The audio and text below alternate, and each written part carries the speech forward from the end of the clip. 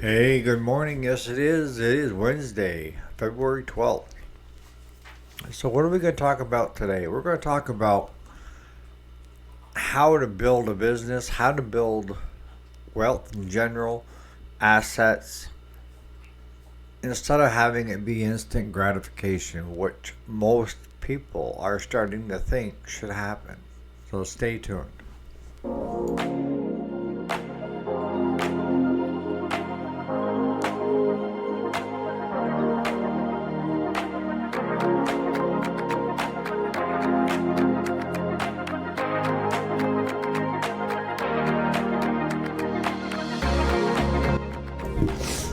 Alrighty, welcome back. My name is Eric, if you didn't already know it. And yes, this is the weekday, Monday through Friday. Today is Wednesday, February 12th. What are we talking about today, right? It's this instant gratification, 5 second, you know, and I think a lot of the social media sites, especially shorts and stuff like that, have gotten people their brain to work differently than it normally does. And what I'm talking about is you have like 5 seconds to capture somebody, in a video or a short or so. Most often the case, it's either funny, entertaining of some kind, outrageous, stupid,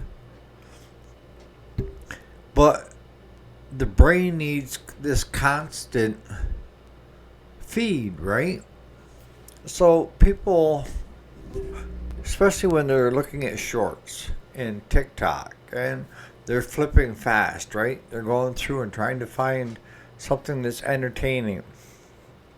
Used to be we would sit down and watch a movie that was over an hour long. People can't sit that long anymore. Why? Because their brain is being taught they have to have this instant everything. And that goes for wealth and business.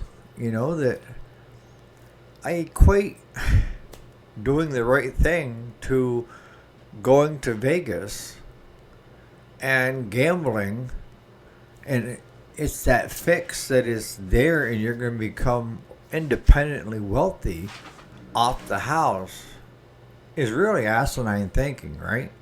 The house has the odds stacked against you. They're there to make money. And the way they make money is they have people come in and lose money, lose more than what they can afford to lose, right? That's because the house has it so the odds are stacked in their favor. Are there winners? Yes. They have to have a winner here and a winner there for people not to give up entirely and just say, screw it, I'm not going to win anyway, so why even try, right? But yet, over and over and over again, I'm seeing even some of the older generation think that they should get everything now. And when I say now, I'm talking about, see, when you buy a home, you have home ownership, right? But you never really own it, right? You got a 20 or a 30-year mortgage. That means you're paying on it every year or every month. And every year you have, in our area, we have land tax, we have school tax. So even if your house was paid off, you're still paying every year to continue to be able to own it. And if you don't pay those taxes 2 years in a row, they end up putting it up for auction. So do you really ever own it? But the key is once you get the 30 years done, you do technically have the rights to it. And you can sell it at a profit. Most cases, if you hold on to something for 30 years, you may pay 60 grand at the beginning, and now it's worth 220, right? Well, inflation has also gone up. Cost of living has gone up. but wages are stagnant, right, in our area. So you have the ability to sell the property for much more than you paid for it. So that's an investment. You're looking at long term. If someone were to come to me and say, what do you think are the odds of like doing lottery tickets, going to Vegas once a year, what have you? What would you do? What would I do? And I explained to them, I've done this before. I've got friends that will buy $8 to $10 worth of lottery tickets a week. And they may go a couple of weeks without making any money. And then the third week, they get a $20 scratch off winner and they're telling me they won $20. No, you didn't. You just spent $20 the last 2 weeks and 3 days to get this $20 payoff. So if anything, you're close to break even. Now, you want better odds than that? Take the money you're going to take and buy lottery tickets and get a container, a jar, and stick that money in that jar every day that you're going to buy tickets or every week. And at the end of the year, you'll be amazed at how much money is in that jar. You will. There's your winnings by just putting it in a savings that you can tap later on to use with whatever you want to use it on. No, not to go out and buy $300 tickets, but see, like with me, I don't like carrying change and I don't like carrying $1 bills. My lowest is a 5. So if I go into the store and something's $1.20 and I give them a 5, I get the change back. The minute I get to the house, I got jars everywhere. I stuffed the money in it. And my daughter was amazed that when I was in the hospital for surgery and she was going through the house cleaning, that she was finding these great big containers, that big around, right full of quarters. And finding them full of nickels, finding them full of dimes. Just the center part of my truck where I throw my loose change, there was almost $700 in ones and change. Because I don't like spending the smaller denominations. But what I'm getting at is if you take those smaller denominations and stick them in a jar, you're going to start gaining wealth. And that's how we do it. We save.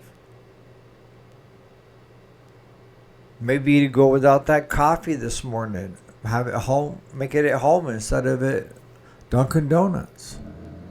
Maybe a bag of lunch with a sandwich instead of eating out. There's lots of places that you could save money. And when I say save, take that money you would use to buy those things, stick it in the jar. And then at the end of the year, tell me what you have. And that's the easiest way I know of to try to explain to somebody how to build wealth, how to build a business, is you start with nothing, right? And you start looking at things that you could do without, maybe going to Dunkin' Donuts once a week instead of 7 days a week. Taking that money and putting it into a savings or putting it into your business. And at the end of the year, you'll be surprised of how much you saved and put towards your business. And it's funny because when I'm talking with other business owners, they say that they streamlined everything and there's no place to cut and save money. There's always places to cut and save money. But you don't want to cut and save money in the wrong places. You can screw yourself just as quickly by doing away with something than you can with adding something. And if you figure out how much time you spend with the customer in front, well, you could save time and be less sociable, just more here's the bill, here's that, you're going to get screwed. Because I can tell you right now, most people come back to a business because they like the business, they feel the business has treated them well, and they want to help that business. Let me say that again. They want to help that business. That's where you need to be if you want to be successful in business, is you want your customers to want to help you. Because if they're not coming in through that door, you're closing those doors, right? So you don't want to save money there. You still want to have that camaraderie, and make it memorable for the customer, every customer that comes through that door. And in the end, you really want every customer to want to help you as much as you want to help them. Kind of like yin and yang, right? It's on the front end and it's on the back end. How did the customer feel like they were treated when they first met you, and how did the customer feel when they got their machine and they had a carefree summer? That's what's going to keep your business with customers. Having the right customers, yeah, you could take a good look at your customers and start weeding out the ones that are taking up a lot of your time and do-overs. If you've got a mechanic in the shop, as much as he may be your buddy that you hired, if he can't do the work and do good work, you don't want him there. You want somebody in there that's, number one, is capable and is willing to treat your customer the way they should be treated.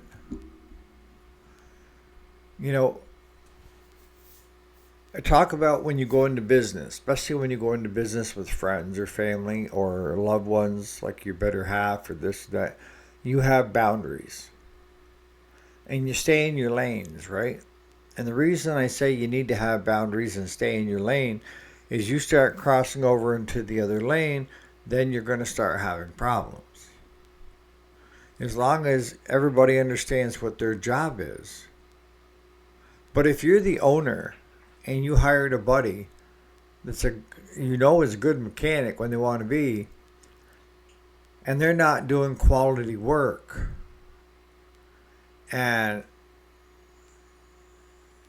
they're just having attitudes every day, you need to understand that that's a boundary that they're not supposed to cross, and that you may need to get rid of that friend. It's hard. That's why I say don't ever have friends work for you, because it makes it harder. Because now, instead of looking at what's best for your business, you're looking at a relationship thing. And a lot of times, I'll be honest with you, it's better for your relationship thing to get rid of them than to keep them there. Because to keep them there, the two of you are going to start having, cat fights. If you let him go and he goes somewhere else, your friendship should be able to stay intact because you're not headbutting all the time. But it's your business and you need to run it the way you want it run. And if you have employees that don't feel that the way you're doing it is the right way, I'm not saying don't be open to suggestions, but it's your business. It's your money on the line. It's your reputation that's on the line. If they were so great at it, they'd have their own business. And that's what I tell people, that when they start coming at me, of how to run my business. If it was so easy, why aren't you doing it? Because they can't. But they're the first ones to give you advice on how to do it. Go with your gut. For me, 99% of my decisions are based on gut decisions. I know when something is right and when something is wrong and when it's not working. And I'm open to my internal dialogue of saying this is not working. Is there another approach? If there is, I try it. If there isn't, it is what it is. And if that's a bad mechanic, there's the road. No, I don't want you around. There's the road. We had our time. It just didn't work out. Being a business owner isn't all roses, it's you're the guy that hires, you're the guy that fires, or it should be. You don't need to explain anything to anybody, but I do. And I don't believe in a lot of second chances. Give a person a second chance, but not again and again and again and again. That tells me they're taking advantage of you. They don't care what you say. They just want to continue to be employed. But yet they're not willing to correct the wrongs that they're doing. But, in this society that we're in right now, with everything being 5 seconds or less, it's teaching people the incorrect way. Everything is an instant gratification. Most things in life take time. You don't become independently wealthy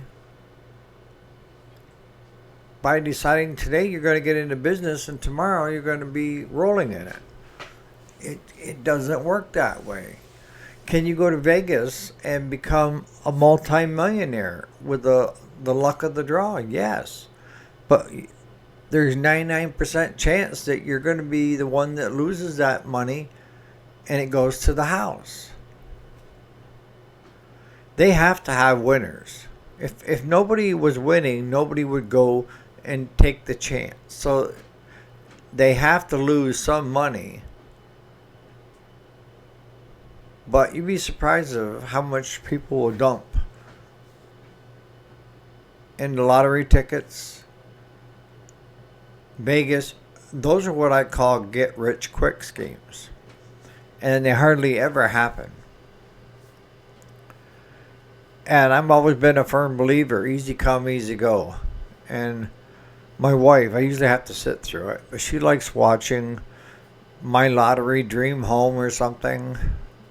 And it's about these couples that win the lottery and they're out house hunting for a new house, better house, or what have you, and all the things. And they go out and they're a spendthrift. They go through that money so fast. And then you hear a couple months down the road that they're bankrupt. And they had $40 million to start with. It's because it came easy, so it went easy. They didn't put any away for savings for a slush fund. They weren't frugal in the way, I'm all about enjoying yourself. But you don't need to be lavish and try to impress people. At least I don't. I want to impress people on who I am and my wit. I don't need to impress anybody. Maybe it's an age thing. Amos, is it an age thing? I notice that the older I get, my give a shit factor goes down terribly.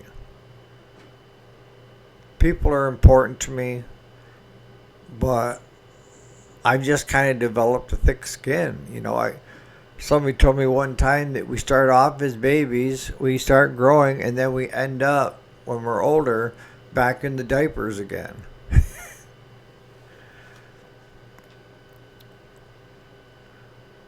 But my concern is the future of business and the future of this society is if everybody is being tossed into this thing of they got to have it now, and if they don't have it now, then they start having a meltdown.